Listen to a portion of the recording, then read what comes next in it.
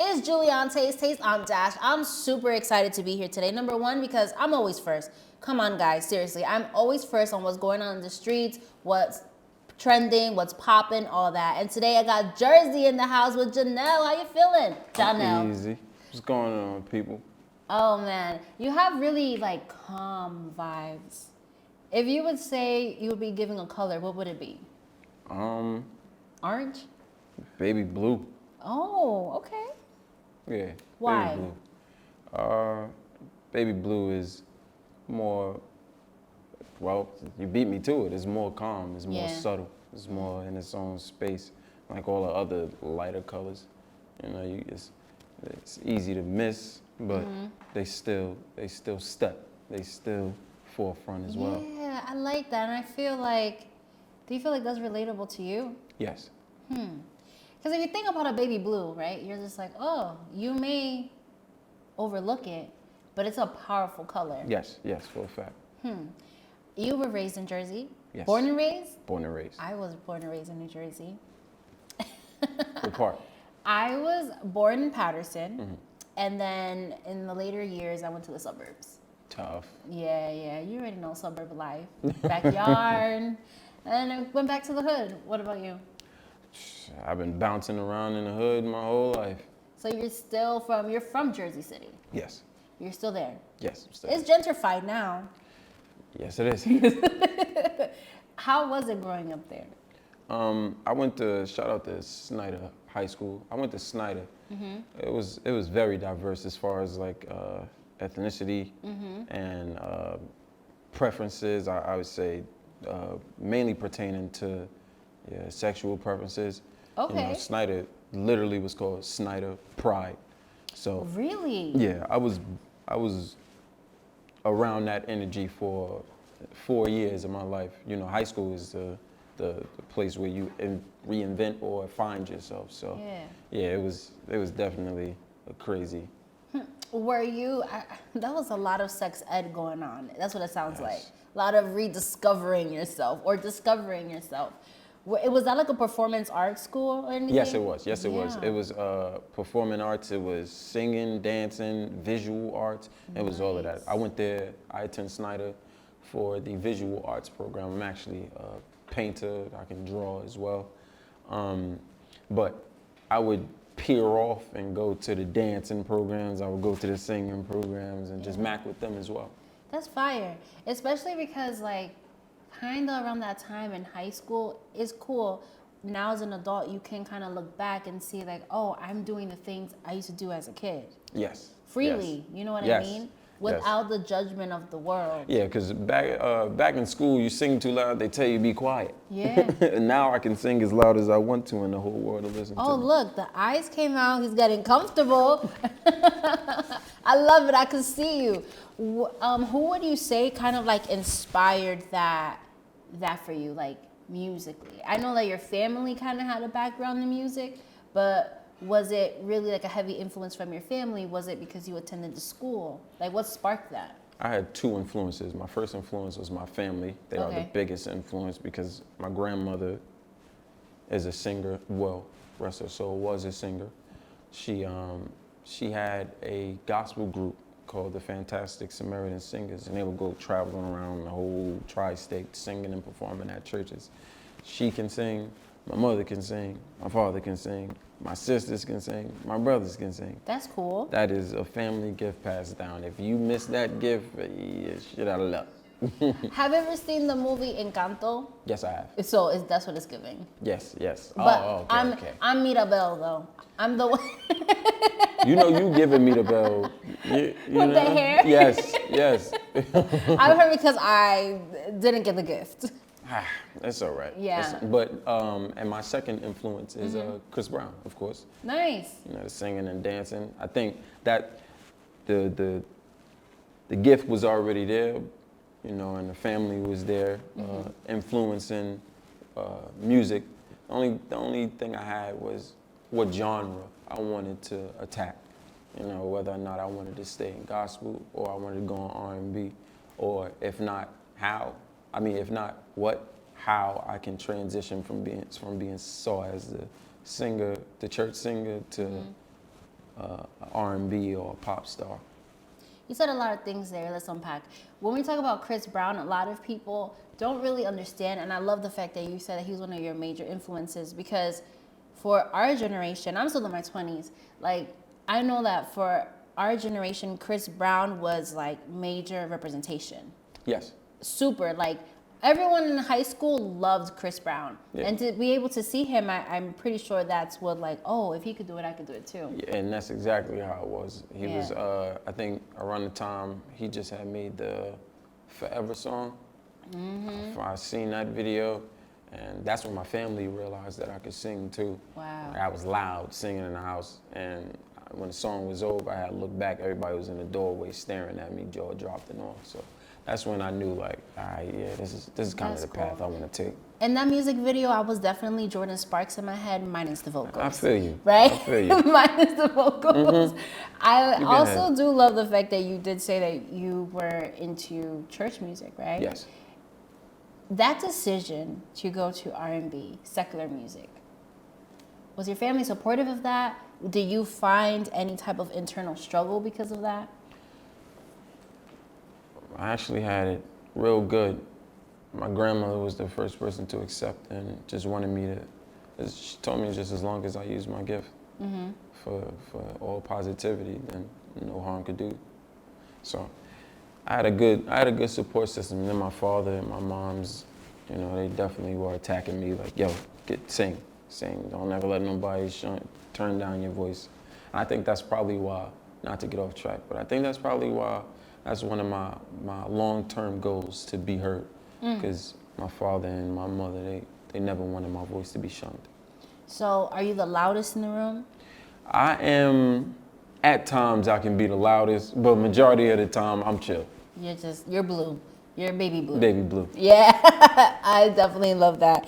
I was going back into some tweets from August, right? I know, I love to do that.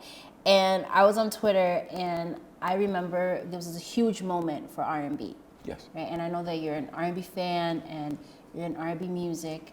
Correction, I'm an RnB Vessel. Oh, I love that. I love that. Correct me, thank you. Diddy said that R&B, he said, wait, what did he say on Twitter? He said, who killed R&B? And it sparked like this crazy conversation and this intense debate that's honestly still ongoing.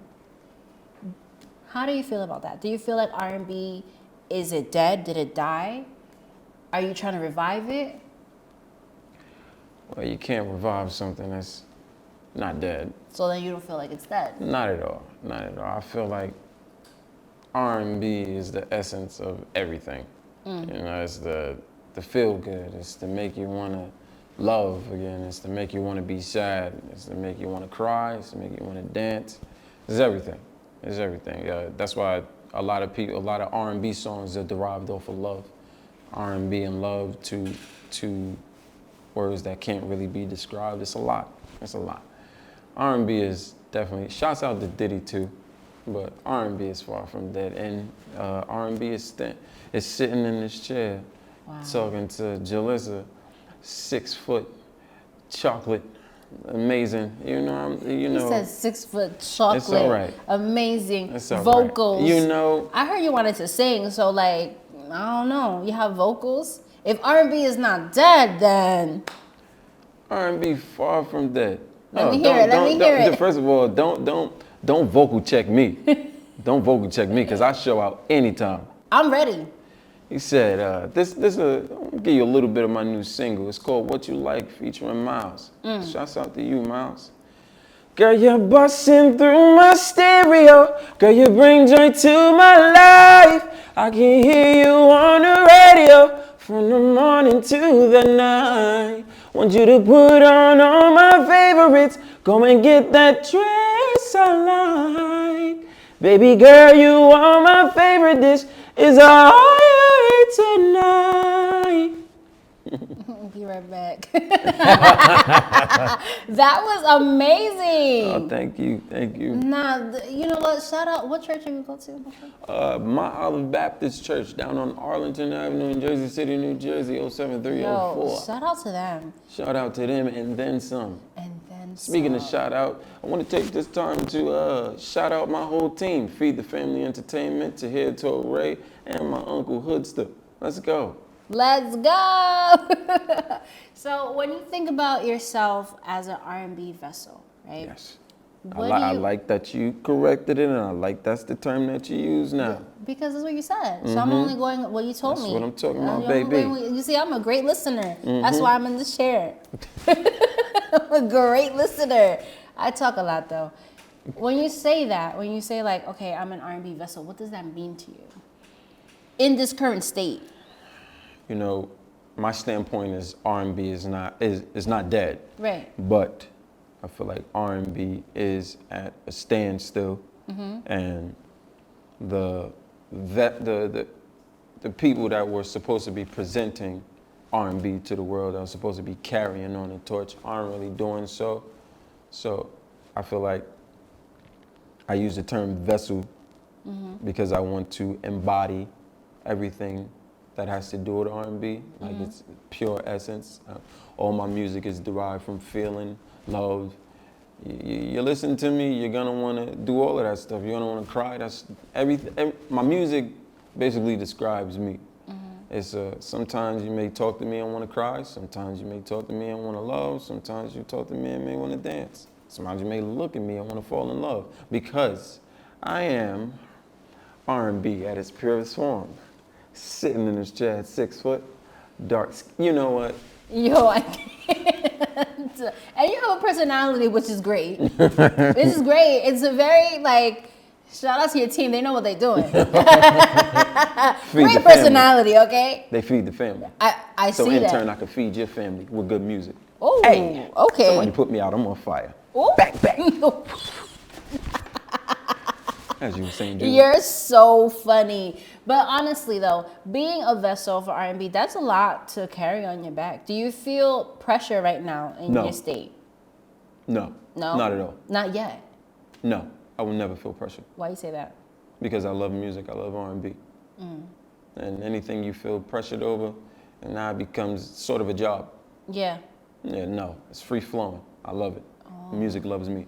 So when you create, like, how do you do it? Do you have to be in a certain mind state? When you go to the studio, are you drinking Casamigos? Are you drinking wine? Like, what's going on? Well, first and foremost, I do not drink, nor do I smoke. Stay away from drugs, kids. They're bad. That's cute. That's on him, but that's not on me. Edit that out. May sound weird at first, but bear with me. I actually truly believe that I can hear what the beat is telling me to say. Like I can, instead of, when you listen to an instrument, you're like, oh, them drums is nice. Yeah. I can literally hear a voice telling me what to say. And that's why I feel like majority of the songs that I create are very good. It all depends on the production.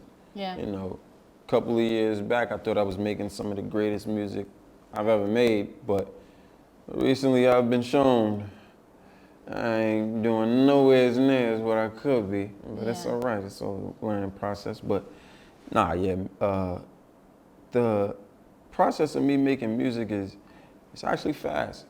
I can make songs pretty fast, and that's because like I said, I can literally hear the beat telling me to say love, or it's telling me to say walk through the park, or it's say it's too dark, whatever. Like I can literally hear words instead of instruments.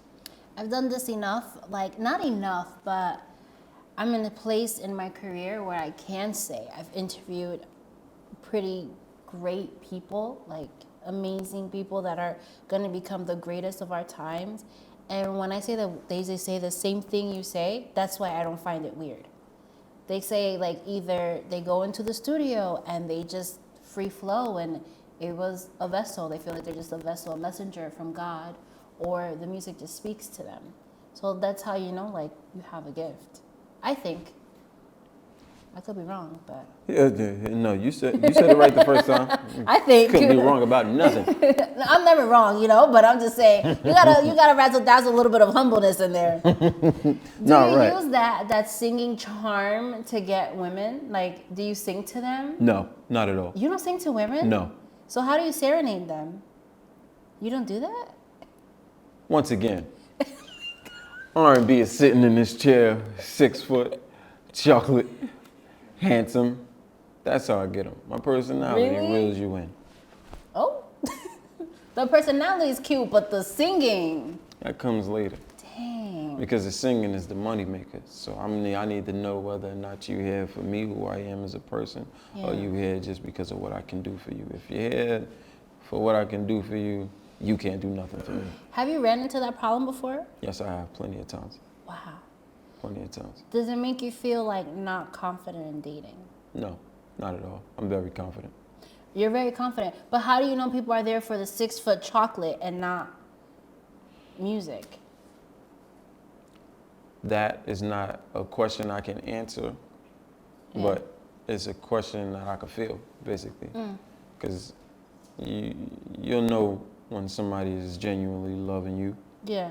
And you'll know when somebody is there just to leech off of you. And when you can describe what a person means to you, as far as your significant other or potential significant other, it's fake. Because love is too much of a big word to describe in words and little sentences, or you can't really show. That's how I know the difference in between the two. So when you're singing and when you're creating, is it from experience? Yes, it is. Yes, it is. Sometimes I make songs off of just the normal everyday problems or the everyday love. But when you hear like a real good hit from me, which you will, counting on it, it's because of, you know, that's deep. Yeah, it's because of personal experiences. Yeah. For a fact. Wow. Yeah. You know, one of my lifetime goals, I'm just gonna tell you, I really just want to break someone's heart just one time so I could be in part of someone's song, like an artist specifically. Because when you're a muse, you live forever. Right. Yeah. So you'd rather be a bad muse? I could be a good muse, but I don't want to be muses. I don't think that's good. You want to break somebody's heart? Shame on you. Heartbreak songs live forever. Nah, they do, but you probably won't going around wanting to break people's hearts. Shit, I'm just kidding. I'm really just kidding. I just want to be a muse forever, you know? All right. Better watch out for So you're working on music right now? Yes, I am. Talk to me about it. Well, right now we have one single out. It's called What You Like featuring Miles, the little piece that I gave you. And second, we have a single called Title, which is everywhere as well. You know, I gave you something to go commercial with, and I gave you something to go underground with and really get in your feelings with. What you want? You want a little bit of Title too? You want a little bit of Title too? I want like I love. Have you ever had like silk sheets on your bed? Yeah. So you already know what type of sessions those are. I like those type of sessions music. Like that, because I feel like in our type of generation, we don't really have a lot of those. Right. You know, like I'm not trying to bring anyone to like a silk sheet session with gunshots in the background. Like you want something that's really, well, yeah. No, I got you. He said, no, I got you. I'm going to be inspired for the next one. I know, I'm kind of funny. Part-time comedian. It's okay to laugh. It's all right. Don't quit your day job. Oh. Don't get it murked out here. No, but honestly, when you're working with artists, how do you choose them? When you work with your producer, how's that relationship? I let the quality of your work be the judge of your character. Right, but there has to be some type of synergy, you know? Yeah, like for the record, What You Like with Miles, that's actually a funny story. I was, make it short, I was in the studio, just going through lists of beats, came across the beat for What You Like. Originally, I was gonna attack it by myself, but my team had better plans, and I'm lucky to be a sponge and not a Brillo pad, if you know what I mean. But listen to the advice of letting another talent, that brother is talented. Shouts out to you, Miles. The world has yet to know the greatness that resides in you. That brother is gifted. They called him, he heard it, loved it. I heard him, loved him, put him on a record, boom. Wow. It's all about, like I said, I let your talent be the judge of your character. Like that lets me know who you are, and especially for singers. Because you can hear who a person is through their voice, through how they carry themselves on the record, or through how they speak in general. Voice is a very good gateway to let you know who they are inside. Okay, so what does my voice say about me? You are Jolly Bee. You are very giddy, very loving, which means heartbreak follows a lot. No. Wait, I break people's hearts? Oh, people break my heart, I guess. Easy. It's easy It's easy to break my heart? because you have such a big one. Damn. But that's not a bad thing. Let me find out you know how to like read people. Okay, what else? What else? You want a big family. Discernment is crazy. Discernment is crazy. Anyways, enough about me. I'm super excited for the music you have coming out. Yes. I'm a Capricorn. We have our walls up. Sagittarius. Oh, terrorist, yeah. Oh. Sagittarius, yeah. No, a Capricorn, a Capper. Oh, right. Okay. Well, I'm super excited for the music you have coming out, for your projects. Where can people keep up with you? Your 6 foot chocolate, all that. Back again on this side. Sexy chocolate. Actually, back let me again. do it this side. There you go. This should I put on like the Barry White voice? I feel like you should. And look them in their soul. Like how you read me, read them to filth. All right. This is now brought to you by Sex at its Best. Weighing in at, I forgot how much I weigh, but I'm chocolate. It's looking like 180. At 170. what she said, 175. Let's find the middle. But be expected to hear everything. Everything. You might catch me in a pop record. You might catch me on an R&B tip. You might catch me dancing. You might catch me singing. You might catch me dancing, singing while drawing. You can find me on my social media at JINELL_official. All my tags, all my handlers. Just type my name in. I'm amazing. So the first thing that you're going to find when you type up this amazing is more amazing. Okay. Again, at JINELL. Shouts out to everybody. Shouts out to you for listening. Shouts out for you for asking questions and more listening. Shouts out to my team, Feed the Family Entertainment, Torre, Tahir, Uncle Hood. Okay. Shouts out to, you know what? Shouts out to me. Because I love me some me. I throw a party for myself. What? It wasn't your birthday? For myself. No. But again, shouts out Is that to a you. little self-centered? No, because you should love yourself to the fullest extent. To the fullest extent? Yeah, because if you wait for the validation of others, then the love for yourself won't So when's the party? Are you inviting other people or no? See, no, I got a couple mirrors, so I'm be walking through it, and it's gonna look like a whole Yo, group. I love to hate you because I love to hate you because what? Yo, this is crazy. I was gonna tell you that on your TikTok or on your social media, you should draw me while singing, and I think it was gonna go crazy. It's gonna go viral. What song you think I should sing? That's for you to come up with. I don't know. You want to sing something to me now? I feel like you want to. I just think because I'm a singer, you just think when we wake up, it's like, I choose, yeah. I think that's what you think we do. Yeah, it's giving gospel High School Musical, and I love it. Oh, no, she didn't. Yo, what? Oh my God, I love your energy as well. You guys know I'm always first. You heard it here. Jersey to the world, and it's transparent on taste.